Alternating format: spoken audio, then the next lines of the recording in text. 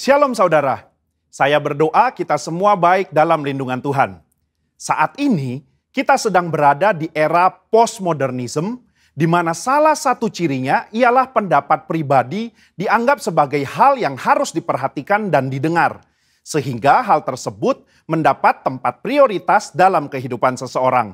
Apa yang dahulu dipercaya dan diajar sebagai sebuah kebenaran, kini dikritisi dan dipertanyakan. Akibatnya, kebenaran atau fakta menjadi sebuah hal yang relatif. Dan orang akan cenderung mengutamakan dan mempercayai apa yang dia ingin percayai menurut perasaan dan keinginan hatinya. Begitu pula jika kita membahas mengenai persoalan gender dan LGBTQ. Hal-hal mengenai moralitas dan seksualitas yang sudah dipegang dan dipahami sejak lama, kini dipertanyakan dan diabaikan serta dianggap sebagai sesuatu yang salah dan tidak relevan. Tentu saja pandangan yang menyatakan bahwa setiap orang benar dan bebas melakukan apa yang ia inginkan menurut keinginan dan perasaannya adalah tidak benar. Nah, Voice of Pentecost hari ini adalah seri pertama dari seri Gender Identity Challenge dan LGBTQ.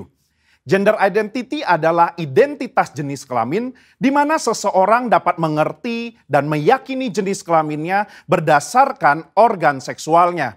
Dan menjalani kehidupannya sebagai seorang individu berdasarkan organ seksual bawaan lahir yang telah Tuhan anugerahkan.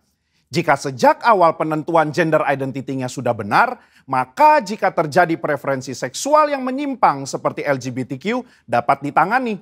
Namun jika penentuan gender identity-nya sudah salah, maka preferensi seksualnya pun pasti akan jadi salah.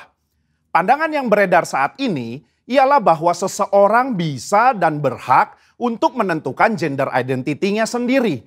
Bukan berdasarkan organ reproduksi seksualnya, namun berdasarkan perasaan dan keinginan sendiri. Jadi bisa saja seorang pria yang secara biologis adalah laki-laki, namun karena ia merasa dan menyatakan dirinya sebagai wanita, maka ia dipanggil perempuan dan menggunakan fasilitas umum yang digunakan oleh wanita. Bahkan memiliki ketertarikan dan hasrat seksual terhadap seorang pria. Begitu pula sebaliknya. Pandangan ini telah diterima luas dan dilindungi di berbagai negara. Sehingga segala sesuatu yang berhubungan dengan seksualitas, gender identity dan penyimpangan preferensi seksual termasuk LGBTQ harus diterima dan bukan merupakan sebuah kelainan. Namun bagaimana menurut Alkitab?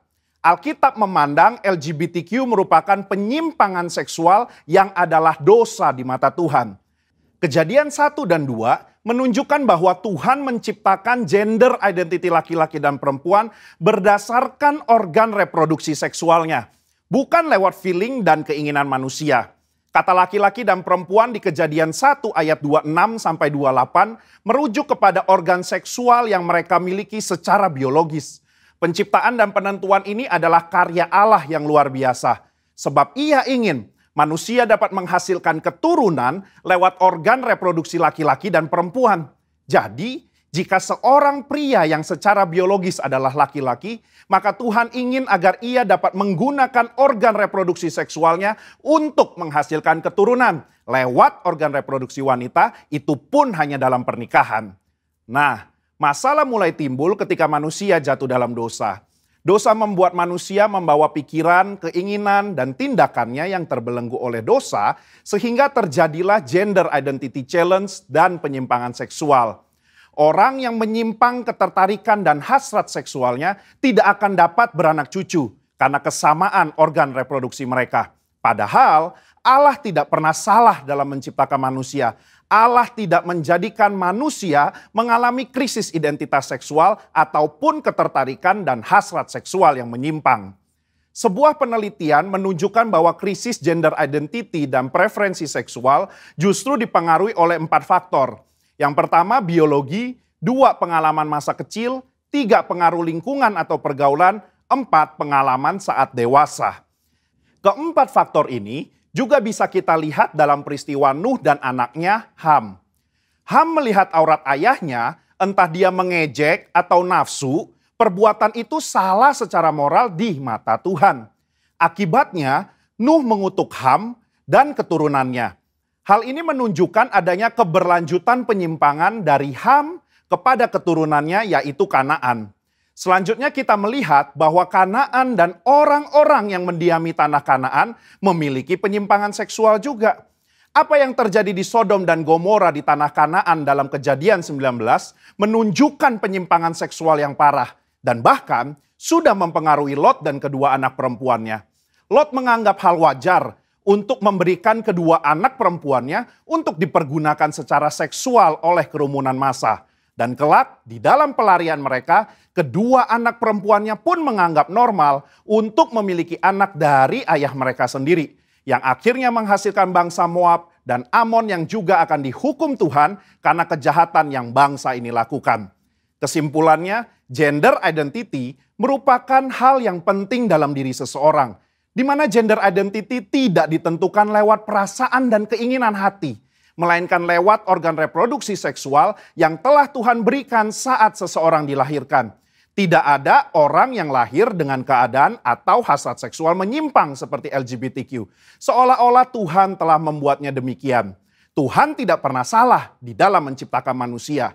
Justru dosalah yang membuat manusia membawa pikiran, keinginan, dan tindakannya pada keputusan yang salah.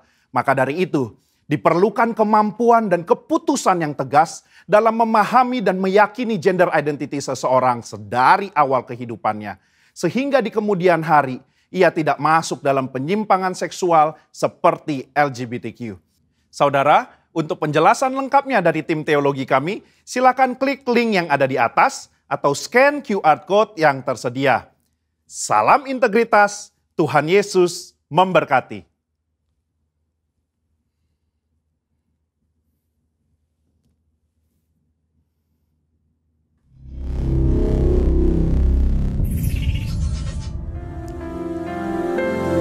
Haleluya. Shalom Bapak Ibu Saudara terkasih dalam Tuhan yang ada di rumah-rumah maupun yang ada dalam perjalanan dimanapun saudara beribadah. Saya percaya Tuhan melawat kita, menjamah kita.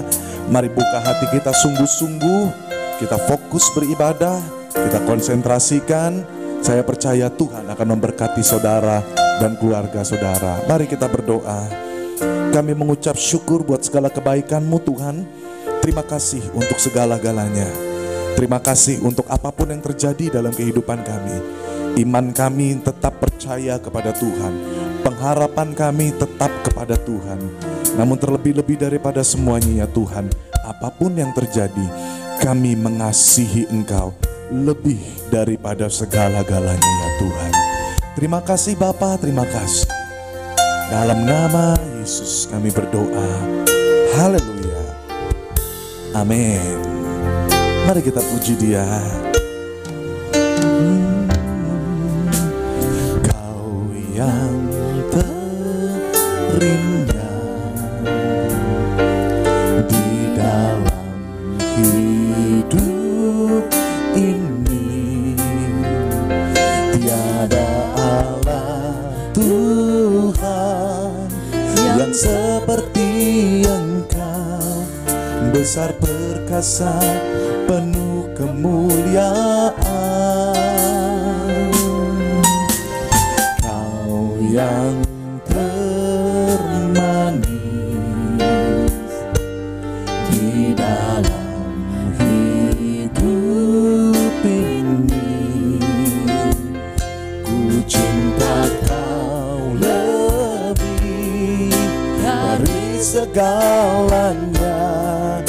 Besar kasih setiamu kepadaku, ku sembah Kau ya Allahku. Ku tinggikan nama-Mu selalu, tiada lutut tak bertelut menyembah Yesus Tuhan Rajaku. Ku sembah Kau ya Allahku. Ku tinggikan nama-Mu selalu, semua lidah kan mengaku Engkaulah Yesus rajaku. Katakan Engkau yang terindah Tuhan, Kau yang terindah di dalam hidup ini. Tiada Allah Tuhan yang seperti Engkau, besar perkasa penuh kemuliaan. Kau yang termanis di dalam hidup ini. Ku cinta Kau lebih dari segalanya, besar kasih setiamu kepadaku. Ku sembah Kau, ya Allahku. Ku tinggikan nama-Mu selalu, tiada lutut tak bertelut menyembah Yesus Tuhan Rajaku.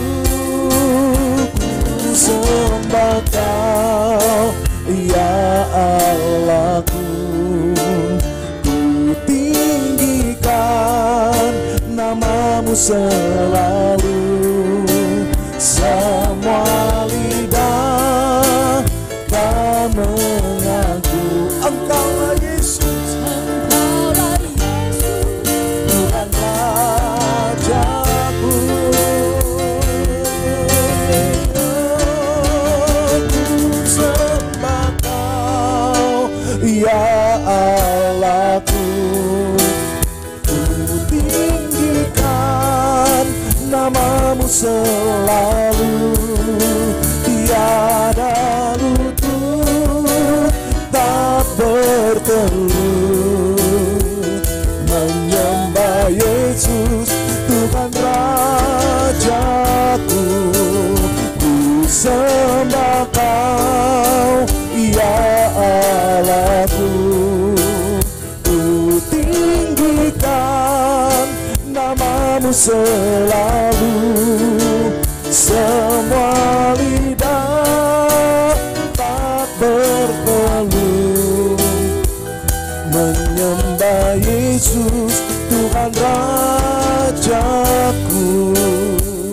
Menyembah Yesus Tuhan Rajaku. Menyembah Yesus Tuhan Rajaku.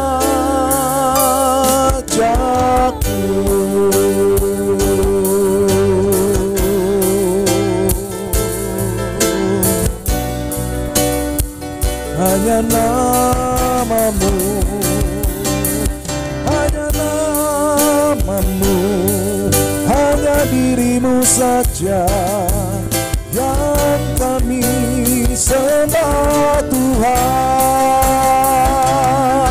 Haleluya, haleluya, kami sembah Kau, kami sembah Engkau saja ya Bapa. Haleluya, haleluya, tiada yang seperti-Mu, tiada yang seperti-Mu, tiada yang lebih dahsyat dari Engkau, tiada yang lebih hebat dari Allah kami. Segala kebaikan-Mu Kau curahkan bagi kami. Tiada yang alamo, tiada nama syando, tiada nama sando. Haleluya, haleluya, haleluya, haleluya. Mari sembah Dia, mari sembah Dia, puji Dia, firman bermazmur bagi Dia, bernyanyi bagi Allahmu yang hebat, yang dahsyat, yang luar biasa. Lawat setiap kami, lawat setiap kami.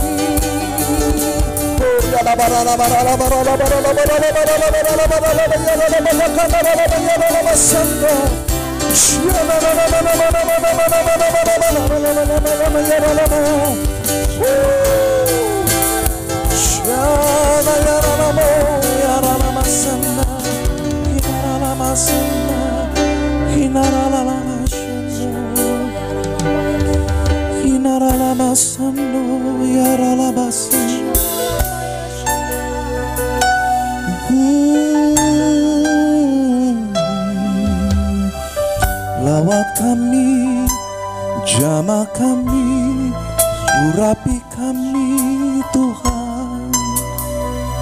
Oh, ku tak mampu jauh darimu, ku tak bisa Tuhan, tanpamu ku tak mampu ya Bapa. Haleluya.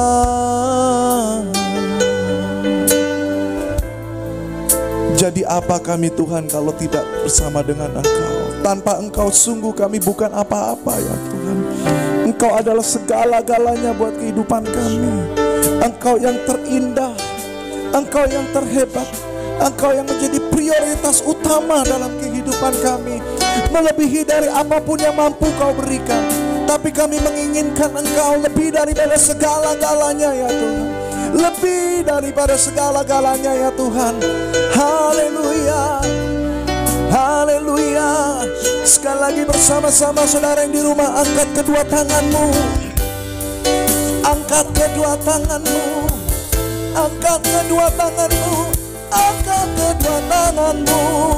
Senadia. Haleluya, haleluya, haleluya, haleluya.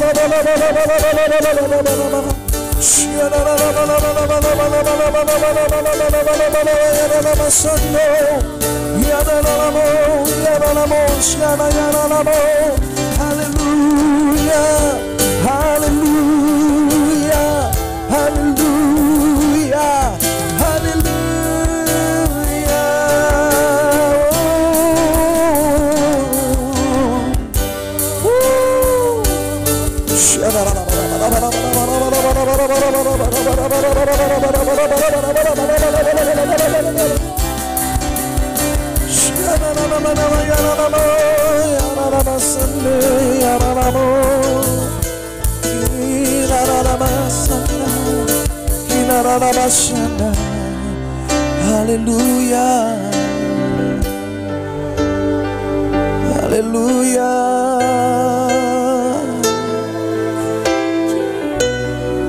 Yes Lord.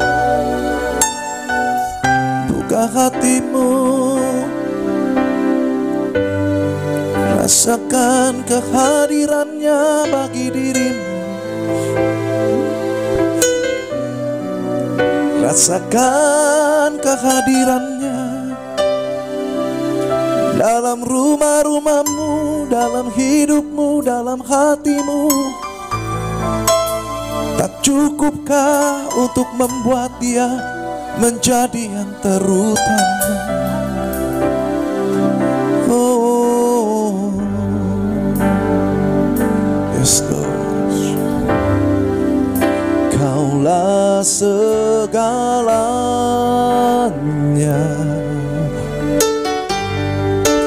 di dalam hidupku.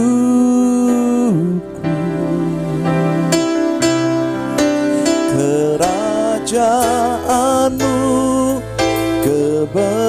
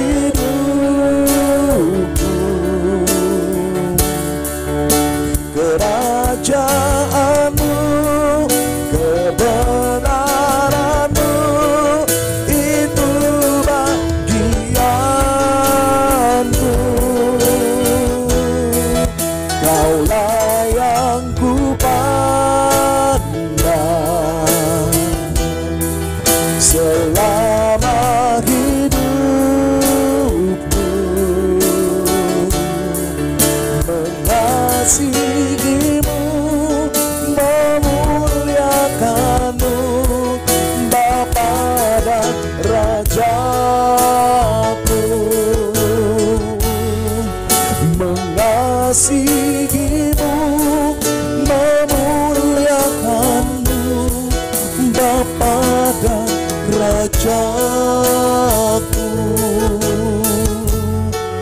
Mengasihimu, memuliakanmu, Bapa dan Rajaku.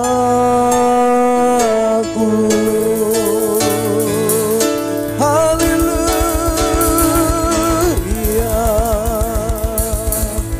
Terima kasih Tuhan, terima kasih.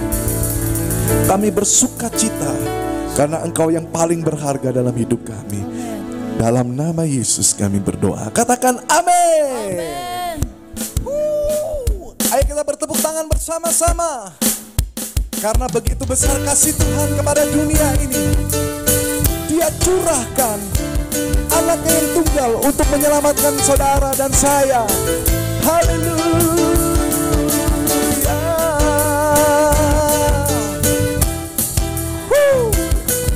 Kita nyanyi sama-sama. Amin.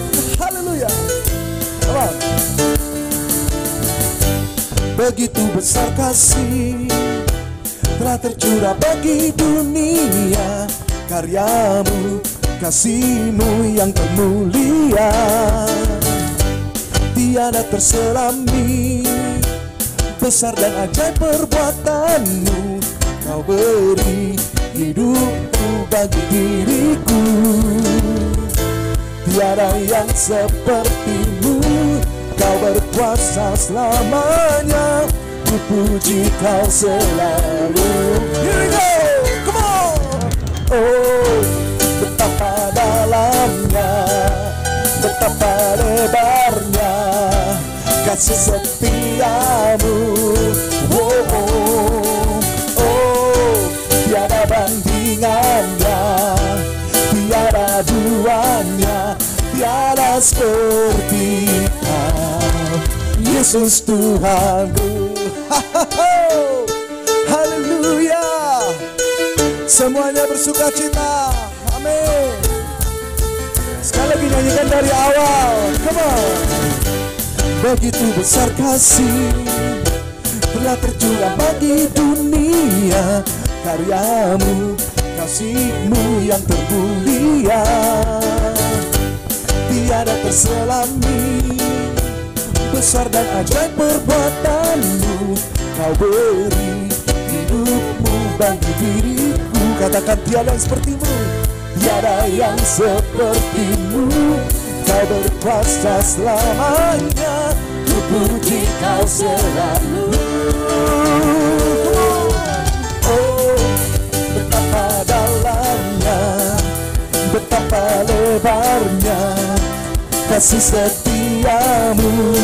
Oh, oh, oh, tiada bandingannya, tiada duanya, tiada seperti Kau, Yesus Tuhan. Oh, betapa dalamnya, betapa lebarnya kasih setiamu. Oh, oh, oh, tiada bandingannya, tiada duanya, tiada seperti Kau, Yesus Tuhanku.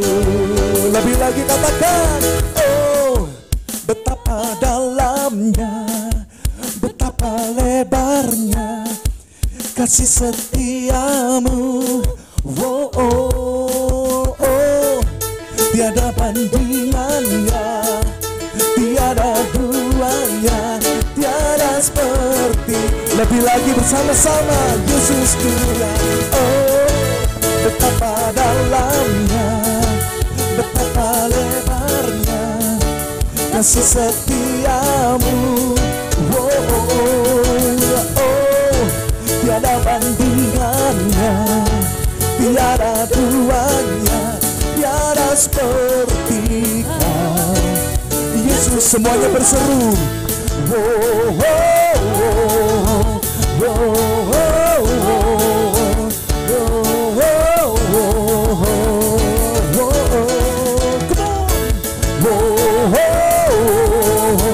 Oh,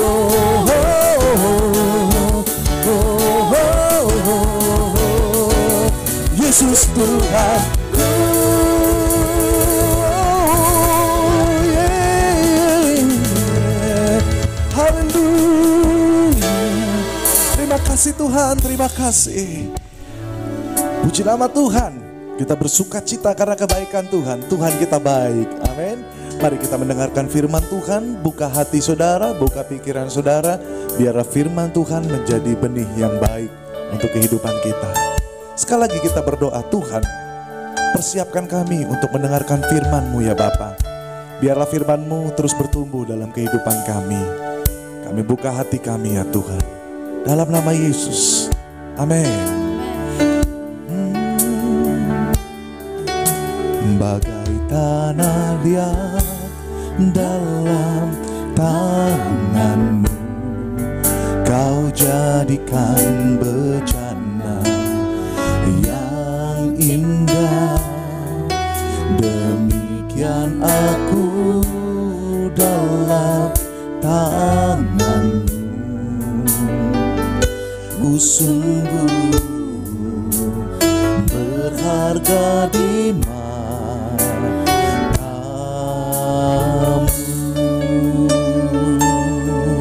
Sekali lagi katakan bersama.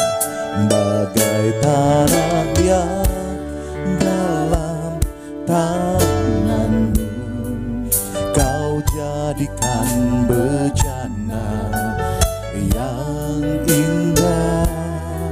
Demikian aku dalam tangan-Mu. Ku sungguh berharga di matamu.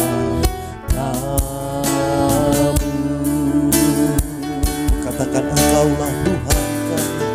Engkaulah Tuhan, Kaulah penjunan. Kau memilihku dan membentukku. Kau buatku hidup di hadapan-Mu. Ku nyatakan kemuliaan. Katakan Engkaulah Tuhan. Engkaulah Tuhan, Kaulah penjunan. Kau memilihku dan membentukku. Kau buatku hidup di hadapan-Mu. Ku nyatakan kemuliaan-Mu. Sekali lagi kita nyanyikan dari awal. Bagai tanah liat dalam tangan-Mu, Kau jadikan bejana yang indah. Demikian aku dalam tangan-Mu. Ku sungguh berharga di matamu.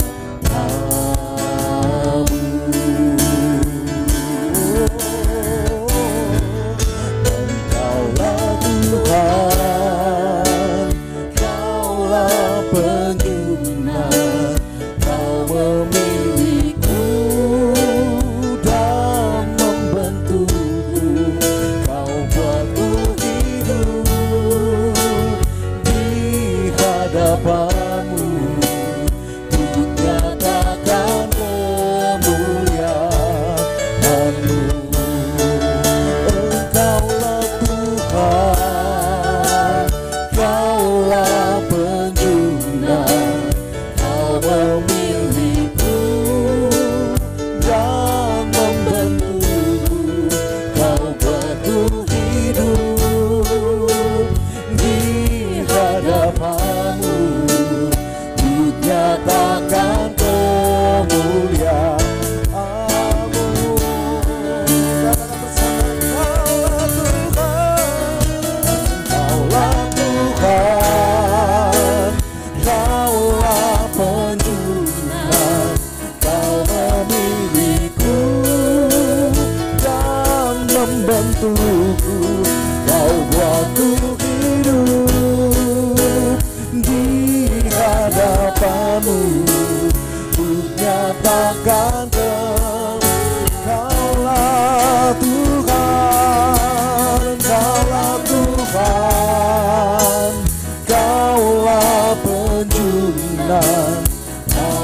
milikku dan membantuku. Kau buatku hidup di hadapanmu untuk menyatakan kemuliaan, untuk menyatakan kemuliaan-Mu, untuk menyatakan kemuliaan-Mu, untuk menyatakan kemuliaan-Mu.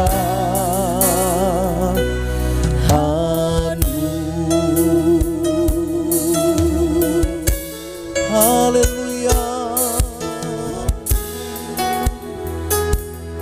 Terima kasih Tuhan, terima kasih. Kami sambut firman-Mu. Haleluya. Amin. Shalom Bapak Ibu yang dikasihi di dalam Tuhan kita Yesus Kristus. Selamat hari Minggu, selamat kita sama-sama beribadah. Hari ini saya bersuka cita boleh berjumpa bersama dengan Bapak Ibu walaupun mungkin melalui media online. Tapi saya bersyukur akhir-akhir ini teknologi sangat memungkinkan kita berjumpa. Saya mungkin ada di Jakarta, saudara dimanapun berada, mungkin ada di Surabaya ya. Saya mengucapkan selamat hari Minggu khusus buat keluarga GBI Kingdom of God yang dipimpin oleh Pak Petrus. Terima kasih Bapak Petrus yang sudah memberikan kesempatan buat saya untuk menyampaikan kabar baik buat Bapak Ibu sekalian. Nah, hari ini adalah hari yang luar biasa. Sebelumnya mungkin saya perkenalkan, nama saya Dolphy Sondak. Saya adalah salah seorang leader di The Living Word Community di Jakarta. Kami suka berkumpul dan memberitakan kabar baik, sharing kebenaran firman Tuhan. Dan saya percaya hari ini saya akan menyampaikan satu topik yang luar biasa buat Bapak Ibu sekalian, yang akan memerdekakan dan membuat hidupmu menerobos. Amin. Hari ini saya beri satu topik, saya kasih judul di sini adalah kepenuhan Allah. Ini diambil dari Yohanes pasal 1 ayat 16 sampai 17. Saya bacakan ya. Yohanes 1 ayat 16 berkata begini, karena dari kepenuhannya kita semua telah menerima kasih karunia demi kasih karunia. Sebab hukum Taurat diberikan oleh Musa, tetapi kasih karunia dan kebenaran datang oleh Yesus Kristus. Garis bawahi di sini bahwa karena dari kepenuhannya kita semua telah menerima kasih karunia demi kasih karunia. Puji Tuhan. Nah, kehidupan orang-orang Kristen akhir-akhir ini ya, ini sebenarnya bukan seperti polis asuransi, di mana ketika Anda membayar dan nanti manfaatnya ketika Anda meninggal. Ya, semoga ini tidak ini seperti yang tidak diharapkan oleh orang-orang ya. Jadi Anda membayar polis asuransi tapi manfaatnya nanti dan bukan Anda yang menerimanya. Nah, kehidupan kekristenan itu adalah kehidupan yang saat ini Anda nikmati sekarang di dunia ini. Amin. Ya, setiap orang percaya yang sekarang yang sudah lahir baru ini menerima kasih karunia Tuhan yang berlimpah. Amin. Jadi segala sesuatu tentang Dia, tentang Tuhan itu sekarang ditaruh di dalam Anda. Di mana ditaruhnya? Itu ada di dalam rohmu. Puji Tuhan. Jadi roh kita lahir baru. Jadi ketika Anda menerima Yesus sebagai Tuhan dan Juru Selamat, Anda dilahirkan kembali ya. Nah, di dalam Kolose 2 ayat 9-10 berkata begini. Sebab dalam Dialah berdiam secara jasmania seluruh kepenuhan kealahan. Dan kamu telah dipenuhi di dalam Dia. Dialah kepala semua pemerintah dan penguasa. Nah, sebagaimana yang saya sampaikan tadi bahwa kita ini kepenuhan Allah. Tapi di bagian mananya? Nah, kita ini terdiri dari 3 bagian ya. Ada roh, jiwa, dan tubuh. Ketika engkau menerima Yesus sebagai Tuhan dan Juru Selamat, seketika itu juga bagian rohmu itu lahir kembali, lahir dari Allah, menjadi baru. Di dalam 2 Korintus 5 ayat 17 berkata begini, jadi siapa yang ada di dalam Kristus, ia adalah ciptaan yang baru. Yang lama sudah berlalu, sesungguhnya yang baru sudah datang. Amin. Ya. Tapi banyak dari kita tidak menyadari perubahan ini. Banyak dari kita hanya menjadi orang Kristen yang biasa-biasa saja, tanpa menyadari bahwa ada sesuatu yang baru sebenarnya di dalam kita. Kenapa saya katakan seperti ini? Karena orang Kristen lebih terpapar, lebih memahami dan lebih mengerti dengan apa yang mereka lihat, apa yang mereka cium, mereka dengar, apa yang mereka rasa dan raba. Jadi orang-orang Kristen yang sekarang ini hanya melihat apa yang kenyataan, apa yang terlihat. Sedangkan firman Tuhan berkata, kamu adalah ciptaan yang baru. Ya, yang baru di mana? Rohmu. Secara tubuh dan jiwa masih tetap. Ya, kalau Anda ganteng, ya tetap ganteng. Ya, saudara bisa bilang saya ganteng, puji Tuhan, haleluya. Ya, kalau saudara gemuk, ya tetap gemuk. Kurus, ya tetap kurus. Tidak ada yang berubah dari tubuh Anda. Dan jiwa Anda pun tidak berubah. Yang berubah itu adalah roh. Rohmu itu betul-betul disempurnakan, diseal, dan sudah sama seperti Yesus. Amin. Jadi banyak dari kita yang tidak menyadari mengenai kelahiran baru ini dia. Banyak dari kita yang tidak menyadari bahwa kita sudah menerima kepenuhan Allah. Kepenuhan Kristus itu sudah di dalam kita. Kenapa kita tidak menyadari? Karena itu ada di dalam roh. Sedangkan roh kita tidak kelihatan, tidak berasa. Yesus katakan itu seperti angin. Ya, seperti angin artinya tidak kelihatan. Tapi kita tahu bahwa ini orang sudah lahir baru atau belum. Ya.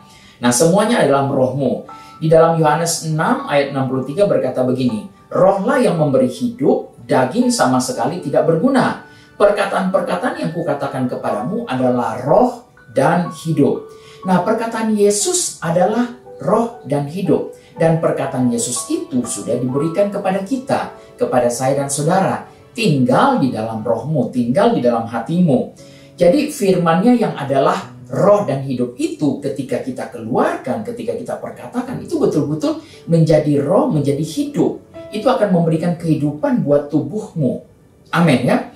Jadi Anda akan mulai hidup semakin banyak dari roh Anda. Karena dari dalam rohmu ini adalah sumber kehidupan.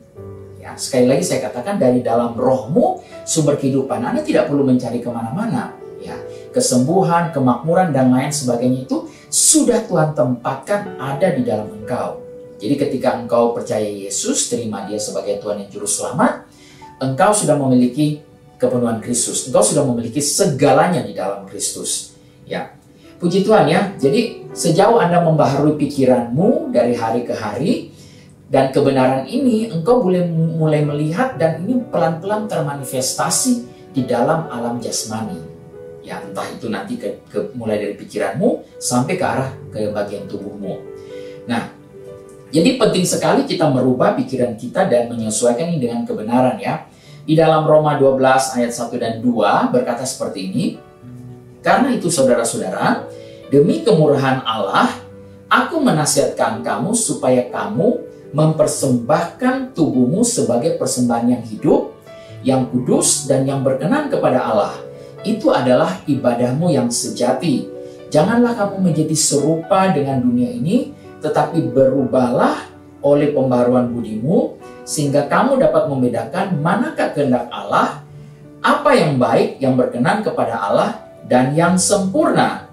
Nah, di sini dikatakan tidak menjadi serupa dengan dunia. Firman Tuhan sudah menasihatkan, memberitahu kepada kita, jangan kita menjadi seperti dunia. Artinya apa? Ketika dunia saat ini dicengkeram oleh ketakutan, kita jangan seperti dunia. Kita jangan takut dan kemudian mulai ikut dicengkeram oleh ketakutan itu. Ya. Karena saya percaya ketika kebenaran disampaikan ada damai sejahtera, dan biarlah engkau dipenuhi dengan damai sejahtera yang dari Bapa. Amin. Jadi kita tahu bahwa roh yang ada dalam kita ini jauh lebih besar daripada roh yang ada di dunia ini. Jadi inilah yang membuat kita percaya bahwa roh di dalam kita jauh lebih besar, dan itu akan menenangkan saudara. Amin. Nah, kita ini juga orang-orang yang mengalahkan dunia. Apa yang bisa mengalahkan dunia? Iman kita di dalam 1 Yohanes 5 ayat 4 ya. 1 Yohanes 5 ayat 4 berkata begini. Sebab semua yang lahir dari Allah mengalahkan dunia. Dan inilah kemenangan yang mengalahkan dunia. Iman kita. Amin. Iman kita yaitu kita percaya kepada Allah. Kita percaya kepada maha kuasanya Allah. bahwa Allah yang sudah menyelamatkan kita, bahwa Allah yang sudah memakmurkan kita, Allah yang sudah menyembuhkan kita. Amin. Jadi kita ini bukan dari posisi yang kalah. Firman Tuhan juga berkata bahwa kita ini lebih dari pemenang. Yesus yang sudah memenangi peperangan, oleh karena Yesus mati di atas kayu salib, iblis dikalahkan, maut dikalahkan, dan yang mendapat hadiahnya kita, saya dan saudara memperoleh hadiah. Jadi kita lebih dari pemenangnya. Amin. Nah, kalau misalnya ketika engkau dalam keadaan sakit, engkau perlu mengambil kebenaran. Kebenaran firman Tuhan katakan apa? Kebenaran firman Tuhan berkata bahwa oleh bilur-bilur Yesus, engkau sudah disembuhkan. Ini sudah terjadi 2000 tahun yang lalu. Yesus sudah menyembuhkan Anda 2000 tahun yang lalu. Jadi kita ini ada di posisi orang yang sudah sembuh. Bukan lagi orang yang sakit yang mencoba meraih kesembuhan. Saudara adalah orang-orang yang sembuh, yang menolak sakit penyakit. Saudara di posisi sembuh, saudara menolak sakit penyakit, menolak segala simptom-simptomnya. Amin. Ya, kita bukan orang yang mencoba untuk sembuh. Ya, kalau saudara mau mencoba untuk sembuh, itu karena mungkin pola pikir saudara belum dibaharui. Nah, saya mau sampaikan hari ini bahwa bilur-bilur Yesus sudah menyembuhkan. Kapan disembuhkannya? 2000 tahun yang lalu. Sudah. Kata sudah, kata telah ini dia berarti ya sama ya. Sudah terjadi. Past tense di belakang. Artinya kesembuhan itu sudah terjadi. Posisi kita sekarang ini dia adalah posisi di mana kita sembuh, sehat. Sesehat-sehatnya. 10 tahun yang lalu, 11 tahun yang lalu ketika saya menemukan kebenaran ini, saya tidak pernah sakit lagi. Ya, bukan saya tidak pernah diserang sakit penyakit, tapi ketika saya sementara diserang sakit penyakit, saya tahu posisi saya orang sembuh, orang sehat. Jadi saya menolak sakit penyakit ini dia. Amin. Jadi sama seperti keselamatan ya, tidak ada satupun yang bisa menyelamatkan saudara. Bukan perbuatan baik kita yang bisa menyelamatkan kita. Di dalam Efesus 2 ayat 8 berkata begini, sebab karena kasih karunia kamu diselamatkan oleh iman. Ini bukan hasil usahamu, tetapi pemberian Allah. Jadi Bapak Ibu, kita semua di sini ini selamat hanya karena kasih karunia. Yang kita perlu lakukan hanya merespon. Ini sebenarnya hanya untuk percaya. Itu aja. Ya, bukan perbuatan baik kita, bukan amal ibadah kita, bukan macam-macam yang akan membuat saya dan Bapak Ibu selamat ya. Tapi hanya karena percaya kepada Yesus. Amin. Jadi ketika Anda selamat, Anda berbuat baik. Ketika Anda dalam posisi sehat, Anda menolak sakit penyakit. Anda selamat, Anda menolak untuk berbuat hal-hal yang jahat. Anda menolak untuk berbuat dosa. Ini di posisi kita yang sekarang ini dia ya. Puji Tuhan. Jadi Anda sekarang ini dia sudah kepenuhan Kristus. Artinya kuasa Yesus itu berlimpah-limpah di dalam saya dan saudara. Amin. Ya. Nah, masalahnya apakah kita menyadari hal ini? Ya, seringkali ada banyak orang datang kepada saya dan katakan, masa sih Pak Dolfi, Pak, saya ini manusia, saya masih lemah, saya tidak berdaya. Ini karena kita kehilangan jati diri. Iblis mencoba menipu dari dulu sampai sekarang. Senjatanya si iblis cuma satu, menipu. Ya, dan kita tahu tipuannya ini dia. Jadi tipuannya ini dilawan dengan kebenaran. Ya, kenyataan mungkin juga kadang-kadang seringkali menipu, tapi kenyataan bukan kebenaran. Kenyataan bisa berubah-ubah. Kebenaran tetap untuk selama-lamanya. Amin. Kenyataan saudara mungkin masih sakit sekarang ini, tapi kebenarannya dikatakan bahwa engkau sudah sembuh. Bilur-bilur Yesus sudah menyembuhkan. Jadi mana yang akan engkau percayai? Apakah engkau mau melihat kenyataan dan engkau mau percayainya itu, atau engkau mau berpegang teguh pada kebenaran yang dikatakan bahwa bilur-bilur Yesus sudah menyembuhkan dan engkau berdiri di atasnya dan engkau menolak sakit penyakit. Amin. Saya percaya Bapak Ibu pasti ada di posisi ini. Karena ini sudah dilakukan oleh Yesus 2000 tahun yang lalu. Jadi bukan lagi kita berusaha untuk selamat, bukan lagi kita berusaha untuk sehat, tetapi kita sudah selamat, kita sehat, kita sudah makmur. Amin. Ini hari ini saya mau sampaikan kepada kita semua, Bapak Ibu semua, bahwa inilah posisi kita sekarang ini dalam segala kepenuhan Allah. Amin.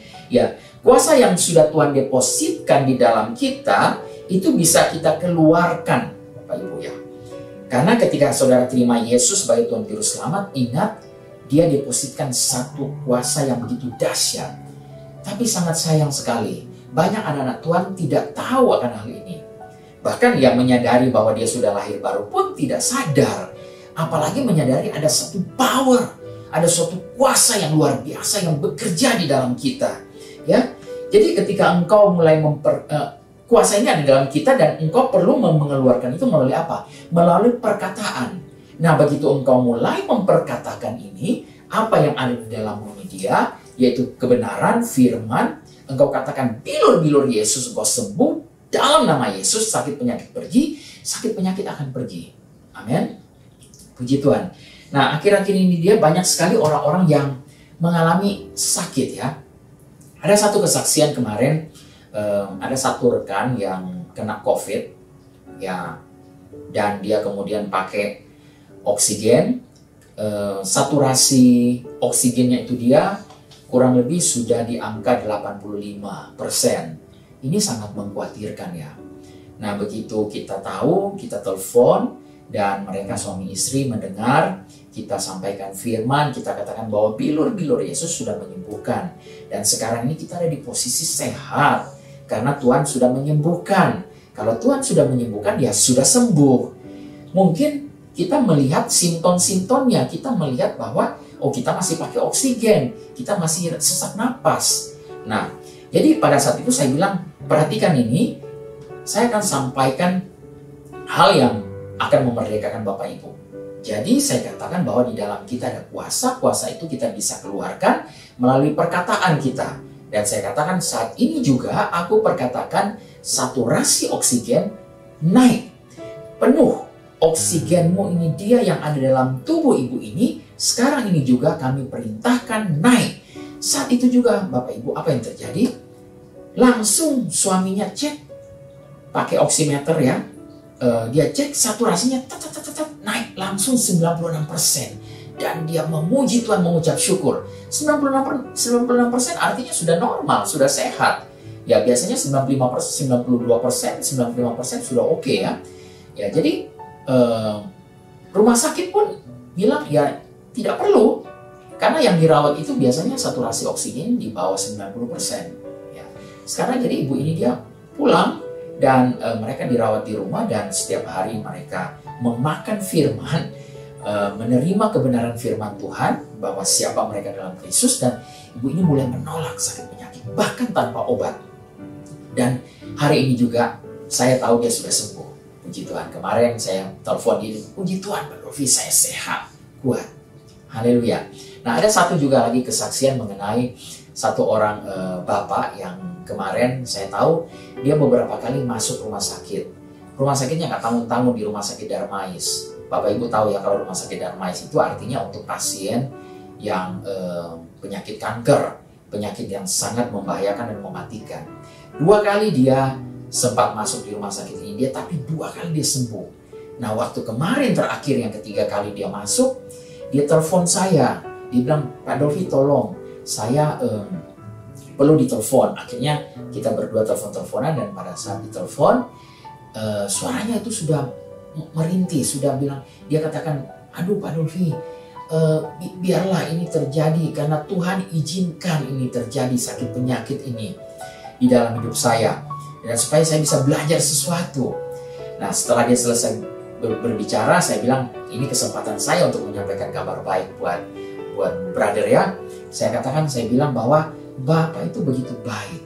Dia tidak akan pernah mengizinkan sakit penyakit. Dia tidak pernah mengizinkan sesuatu masalah untuk hidup anak-anaknya. Saya punya 2 orang anak dan saya tidak mungkin membiarkan anak-anak saya ini dia masuk dalam penderitaan. Bahkan sakit penyakit saya akan usahakan. Ya mereka dulu masih kecil suka naik sepeda. Saya cuma katakan jangan nyebrang jalan ya. Ya tapi kalau mereka mau nyebrang jalan, saya akan berusaha untuk tahan mereka, betul kan? Tapi kalau saya tidak ada, mereka nyebrang jalan, terus mereka kecelakaan, ya bukan saya yang membiarkan anak-anak ini. Jadi Bapak Ibu, Tuhan kita adalah Allah yang begitu baik. Dia tidak akan mengizinkan satu masalah, persoalan atau apapun untuk kepada anak-anaknya. Untuk supaya anak-anaknya ini bisa tahu dan belajar bahwa ada pertolongan Tuhan. Enggak. Nah, jadi ketika saya sampaikan hal ini kepada dia bahwa bukan kehendak Tuhan untuk engkau sakit, dia mulai terbuka. Oke, ya kalau begitu kehendak Tuhan apa? Kehendak Tuhan ada dua. Kehendak Tuhan itu adalah kepada Yesus dan kepada kita. Kehendak Tuhan kepada Yesus dan kepada saya, kepada saudara itu berbeda. Kehendak Bapa untuk Yesus adalah mati. Supaya apa? Supaya saya dan saudara hidup. Kehendak Bapa untuk Yesus menanggung semua sakit penyakit. Supaya apa? Supaya saya dan saudara tidak perlu lagi menanggungnya. Kehendak Bapa untuk Yesus itu menjadi miskin. Supaya apa? Dari kemiskinannya itu kita menjadi kaya. Ya inilah kehendak Bapa untuk saya dan saudara. Hanya Yesuslah kehendak Bapa untuk dia yang mati.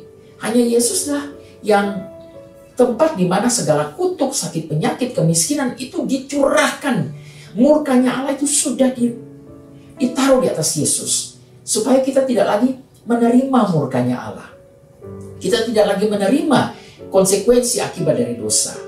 Nah, waktu saudara saya ini saya sampaikan seperti itu. Karena dia katakan begini, ini akibat konsekuensi saya. Dulu saya bekerja di bagian kimia. Dan dia terpapar dengan bahan-bahan kimia. Jadi dia bilang, inilah konsekuensi yang harus saya tanggung. Saya menderita kanker darah, kanker usus, dan lain sebagainya. Karena dulu saya bekerja begini. Karena dulu saya tidak jaga makan, saya stres, dan lain sebagainya. Saya sampaikan kepada Bapak ini bahwa itu pun sudah Yesus tanggung. Semua konsekuensi, karena semua dosa kita, konsekuensi dosanya sudah ditanggung oleh Yesus. Amin. Benar ya? Saya mau yakinkan Bapak Ibu percaya dulu bahwa dosa-dosamu itu dia sudah ditanggung oleh Yesus. Sakit penyakitmu sudah ditanggung oleh Yesus. Jadi segala konsekuensi apapun ditanggung oleh Yesus. Nah, begitu saya sampaikan hal ini kepada saudara ini, saya katakan bahwa Yesuslah yang sudah menanggung. Dia langsung, wow, yes, benar Pak Dorli. Thank you, terima kasih. Jadi dia bilang, saya tidak perlu menanggung ya. Betul, Anda tidak perlu menanggung segala konsekuensi sakit penyakit apapun. Ya. Kenapa? Kita dalam posisi sehat. Bilur-bilurnya, darah Yesus itu yang sudah menyucikan seluruh tubuh. Amin. Jadi saya mau sampaikan kalau ada Bapak Ibu yang saat ini sementara sakit mendengarkan hal ini, mari lihat. Posisimu ini sekarang bukan meraih kesembuhan. Bukan mencoba untuk mengambil, bukan mencoba untuk sembuh. Tapi percayalah, firman Tuhan di 1 Petrus 2 ayat 24 berkata bahwa kesalahan-kesalahan kita yang ditanggungnya, sakit penyakit kita yang ditanggungnya, konsekuensi atas dosa-dosa kita ditanggung oleh Yesus, dan oleh bilur-bilurnya kita semua ini sembuh. Amin. Jadi begitu saya sampaikan hal ini, Bapak ini langsung suaranya berubah dan dia bilang, wah puji Tuhan Pak Novi, sekarang ini juga saya duduk. Saya tahu bahwa saatnya ini saya menengking, saatnya ini saya menolak sakit penyakit di dalam nama Yesus. Pergi kau sakit penyakit. Puji Tuhan. Jadi Bapak ini begitu luar biasa, dia menerima satu pewahyuan yang baru dan saya bersuka cita. Nah hari ini saya mau katakan sebagaimana keselamatan engkau sudah terima, begitu juga ini satu paket, Bapak Ibu ya. Tuhan ingin satu paket, ya. Bukan hanya keselamatan yang Dia berikan kepada kita. Sebenarnya tujuan hidup kita di dunia ini bukanlah keselamatan, ya. Ini hanyalah salah satu bagian. Ya. Tujuan Yesus mati di atas kayu salib adalah untuk mengembalikan, untuk memberikan hidup yang kekal buat Bapak Ibu semua. Apa hidup yang kekal itu? Hidup yang kekal itu bukan hidup selama-lamanya nanti di surga, yaitu nanti kita akan menikmatinya juga. Tetapi hidup yang kekal itu adalah kita nikmati sekarang, saat ini. Hidup yang kekal itu ada di dalam Yohanes 17 ayat 3 berkata bahwa inilah hidup yang kekal itu, yaitu bahwa mereka mengenal Engkau Bapa yang benar, satu-satunya Bapa yang benar, dan mengenal Yesus Kristus yang Engkau utus. Nah, pengenalan kita akan Bapa inilah yang membuat kita memiliki hidup yang kekal. Nah, saudara apakah mengenal Bapa? Mungkin sekarang ini dia selalu bilang, oh ya saya kenal. Ya, saya bisa katakan mungkin Anda belum kenal. Anda baru tahu. Ya, sama kalau saya bilang, Anda kenal Pak Jokowi? Oh ya, saya cuma tahu Pak Jokowi. Saya belum kenal. Siapa yang paling kenal Pak Jokowi? Ya istrinya. Jadi hubungan suami istri ini yang membuat pengenalan kita dengan Bapa ini sama seperti hubungan suami istri. Amin. Jadi saya dan saudara ini dia, Yesus mati untuk mengembalikan ini, hubungan ini. Jadi Anda bisa mengenal Bapa, Anda selamat. Anda selamat, Anda makmur, Anda sehat, sembuh. Amin. Inilah posisi kita yang ada sekarang ini dia ya. Jadi kehendak Bapa yaitu supaya kita ini dia semua diselamatkan, kita semua ini dia makmur, sehat, dan hidup dalam sukacitanya Allah. Amin. Puji Tuhan. Jadi Anda jangan merasa tertuduh ketika ada orang bilang bahwa oh, ini adalah konsekuensi atas dosamu. Ini atas konsekuensi gaya hidupmu yang nggak benar. Enggak. Ya, itu pun semua kalau saudara sudah menyerahkan itu kepada Bapa. Bapa, aku mungkin memang salah dulu. Tapi sekarang ini dia aku tahu engkau yang menanggung semuanya. Dan sekarang ini dia aku adalah ciptaan yang baru. Aku memiliki kepenuhan Allah. Kepenuhan Kristus ada padaku. Pikiran Kristus ada padaku. Aku mau merubah pikiranku dari hari ke hari dengan kebenaran. Dan kebenaran itu akan memerdekakanku. Puji Tuhan. Ya, jadi di dalam Amsal 23 ayat 7 berkata begini, sebab orang itu apa yang dia pikirkan seperti itulah dia. Jadi ketika engkau mulai berpikir, mulai merubah pola pikirmu sesuai dengan kebenaran, engkau akan hidup di dalam kebenarannya. Amin. Puji Tuhan. Di dalam Efesus 1 ayat 15 sampai 23, inilah doa yang sangat powerful. Saya ingin saudara nanti di rumah bisa baca dari Efesus 1 ayat 15-23. Inilah doa untuk meminta roh hikmat dan wahyu kepada Bapa supaya untuk mengenal dia dengan benar. Kalau kita salah kenal Bapa, salah semuanya Bapak Ibu. Seperti teman saya tadi ya, dia salah kenal Bapa. Dia pikir Bapa itu suka izinkan anak-anaknya kena sakit. Enggak, Bapa tidak pernah mau mengizinkan sakit penyakit datang. Jadi jangan biarkan itu tempat ketika saudara berkata, Tuhan izinkan ini sakit penyakit, disitulah iblis berpijak. Disitulah dia akan masuk dan bercokol dan dia akan merusak hidup. Ya. Tapi ketika kita katakan, no, aku sudah sembuh, sehat. Kenapa? Karena Yesus, bilur-bilur Yesus yang sudah membuat aku sehat.